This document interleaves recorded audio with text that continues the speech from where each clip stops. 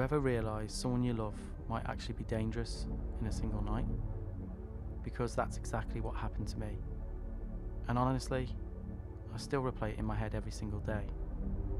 So, the other day, I got off work and I saw I had a bunch of missed calls from my boyfriend. He sounded completely wasted. He told me he got into a fight with his best friend. We'll call him Tyler. And apparently he got so drunk afterward that he drove his bike to his parents' house. But it gets worse. By the time I called back, his grandpa answered instead. And that's when I had found out he'd crashed his bike, and his grandparents were literally cleaning blood off him. Everyone told him not to drive home. His family said no, I said no, but he refused to give up his keys. So at that point I felt trapped into helping. I offered to follow him home just to make sure he got there alive. Big mistake, because that decision turned into one of the scariest nights of my life. And this is where the entire night changed. We got back to his place. He lives with Tyler and Tyler's family, and I walked him inside just to make sure he was okay. That was supposed to be it. I planned to leave right after. The night before, I already told him I couldn't stay over because my sister needed the car the next morning. I only stopped by after work to check on him. I never expected any of this. At first, he kept asking me to stay. Then asking became demanding. I went into the kitchen to grab my stuff and leave, and he kept telling me to go back into his room, over and over. I said no, and I remember saying, "You were just going to yell at me." And his response honestly chilled me. He said, "Yeah, I am. I'm so mad at you right now. Why are you trying to leave me at my worst?" That's when things got physical.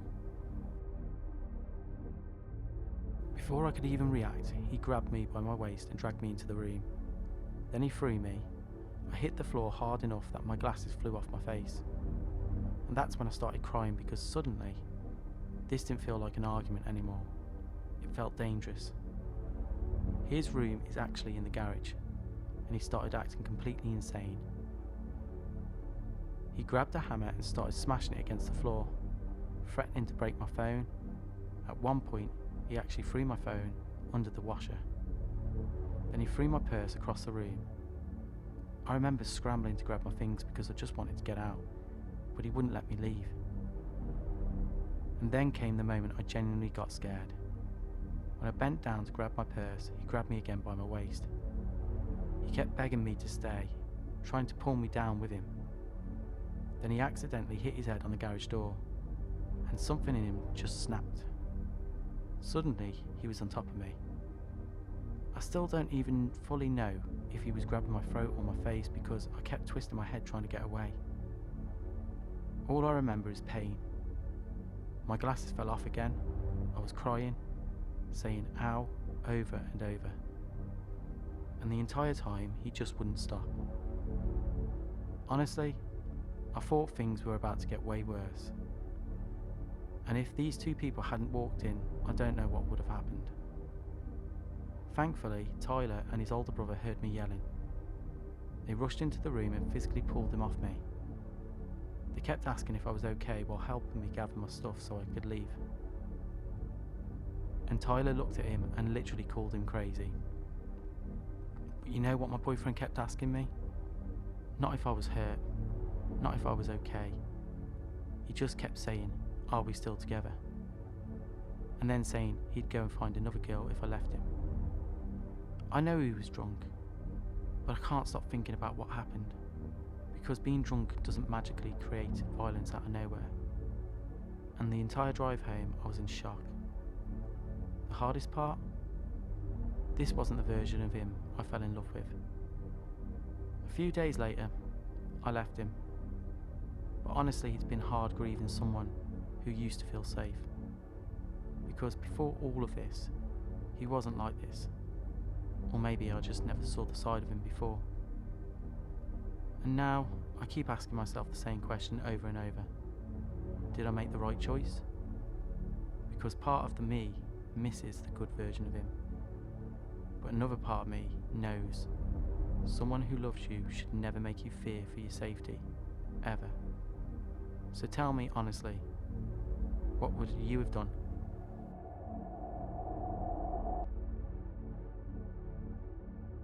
Sometimes the most dangerous relationships aren't the ones that start horribly. Sometimes they start with someone choosing you when everyone else walked away. And when you've spent your whole life being abandoned, that kind of attention can feel exactly like love, even when it destroys you. I'm 34 now, and my soon-to-be ex-husband and I were together for around 15 years. We've technically been separated for the last 3, although separated doesn't really describe it properly, because even after we stopped living together, he made sure I paid for it every single day. The first time he ever became violent with me was during our second week together, and looking back now, that should have been the moment I ran. There had been some kind of Facebook update, and suddenly all my inbox messages looked like they'd been sent that same day. He got furious. He grabbed me by the throat and threatened me. And the worst part? Some broken part of me interpreted that as love, because nobody stayed before him. Not my dad, not my sister's dad, not the grandfathers before them. The men in my life always left, but he stayed, and he reminded me of that constantly. That's the thing people don't always understand about abusive relationships. It's not constant chaos every second. The physical incidents weren't daily. The emotional abuse was. Slowly, over years, he broke me down into someone I barely recognised. I became this hollow version of myself, just existing to keep the peace, taking care of children, taking care of him, walking on eggshells constantly. And I need to say this clearly, my children are the best thing that ever happened to me. I would go through every second of this again to have them in my life. They're not the tragedy in the story, they're the reason I survived it. After more than a decade of chaos and financial instability, he finally pushed me to go back to work, and that decision changed everything. Because for the first time in years, people saw me. Co-workers told me I was intelligent, talented, capable. I got promotions, recognition, and the stronger I became, the angrier he got. It was like he hated watching me remember who I was. We fought constantly, and one day he exploded, packed his things, and started leaving. Normally, that would have turned me into begging him to stay, crying, pleading, chasing after him. But this time, I opened the door for him, and he left. I wish I could say that was a happy ending, that I left and immediately became free.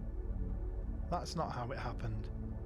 Being a single mom with bills far beyond what I could manage alone, I ended up trapped in another toxic situation at work. I trusted people above me, worked myself into the ground, believed promises that were never put in writing, and eventually, everything collapsed. I lost my apartment. But weirdly enough, losing everything became the beginning of something better. I moved back in with my mom with the kids, and suddenly the house felt peaceful. The kids started thriving. My son's grades improved, he excelled in sports. My daughter became this outgoing social butterfly. It's amazing what children can become when they aren't constantly living around anger. And I want to be fair here. There were good moments in the relationship. That's what made it so hard to leave. I clung to every tiny good memory, hoping someday that version of him would become permanent. But it never did, because the baseline was always cruelty, and deep down, I was always hoping someday he would actually like me. Since moving away, he's continued making my life miserable. Threats, harassment, constant blame, telling me he hates me, threatening custody battles, wishing awful things on me. And for years my response was always the same: someday I'll fix this. Because somehow I believed all of this was my fault. But now, I finally understand what fixing it actually means. It means getting free. For real this time. I've started reaching out to local support programs, documenting everything, making legal plans, preparing to involve law enforcement if necessary. For the first time in 15 years, I'm choosing myself. And honestly, I'm terrified. My body shakes constantly. I can barely eat or sleep. Because when someone controls your life for that long, freedom feels terrifying too. But I'm doing it anyway.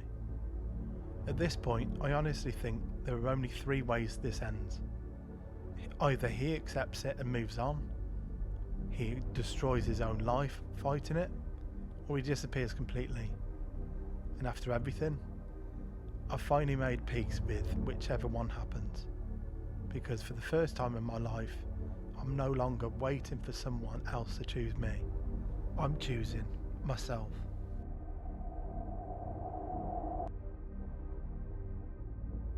I thought it started with love, but by the time I realised it was abuse, I was bleeding from a stab wound and too ashamed to tell anyone.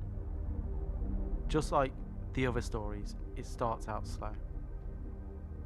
So I met her through work. Normally I didn't date co-workers, but she was awesome. At first everything seemed normal, but slowly something changed. If I started talking to anyone at work that wasn't her, she would get in a bad mood after work. Always behind closed doors though, never at work. Eventually, the bad moods evolved into tantrums. And I told myself, okay, maybe she had a bad day or something. I didn't want to assume she was crazy or anything from one tantrum like that. So what starts as jealousy doesn't always look dangerous until it starts cutting people out of your life. Eventually, the isolation went from work to my friends and my family. Every time I got a message, she demanded to know who it was from, even if it had been my brother or cousin the last 10 times. Every single time. Then the verbal abuse started. If I got a text message and responded to it, I'd be put down. I'd be called stupid, inconsiderate, worthless. I told myself years ago that I would never let anyone put me down like that because my dad had done it my whole life. But I was wrong. I thought it was just a phase. The scary part about toxic relationships is by the time you notice the damage, it already feels normal. After the verbal abuse came the hitting. When she got mad, she would hit me. At first I didn't care too much. I mean, she was 5'3", 110 pounds, I'm 6'3", 220. So I convinced myself it wasn't serious. But abuse doesn't stop just because you hope it will. You want it to stop because somehow you still love them, or at least you want to love them. And then came the moment that changed everything. Eventually, she grabbed her car key and stabbed me in the stomach. Physically, I was fine. The wound was only about 2 inches deep and as wide as a key. Some disinfectant, a band-aid, a week of healing, that was it. But mentally, that night changed me. The first night I was tending to the wound was when I realised this person didn't love me. She didn't care for me, didn't care about my well-being. Sometimes freedom comes from remembering the version of yourself you lost. I remembered what it felt like when I finally broke away from my dad, how free I felt. And right then and there, I ended things. We were done, but my confidence, it was destroyed. And honestly, it still is. I'm scared of relationships, even though I know that one relationship was nothing close to what love should be. I've been getting help about this quietly, but none of my friends or family know, because I'm embarrassed. There's still this stigma that abuse against men somehow isn't as serious, and coping with that has been rough. But slowly, I'm getting my confidence back. Slowly, I'm becoming myself again. If you are hearing this and any part of it feels familiar, love should never make you afraid, ashamed, or smaller. Relationships are about love and respect. If this story helps anyone at all, then sharing it was worth it.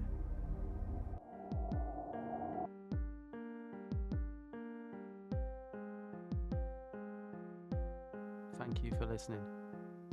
If this story stayed with you, consider supporting the channel by liking, subscribing, and sharing your thoughts in the comments. We post new videos every Sunday and Thursday between 6 and 8 PM BST. And never forget, control is not love, fear is not loyalty, survival is strength.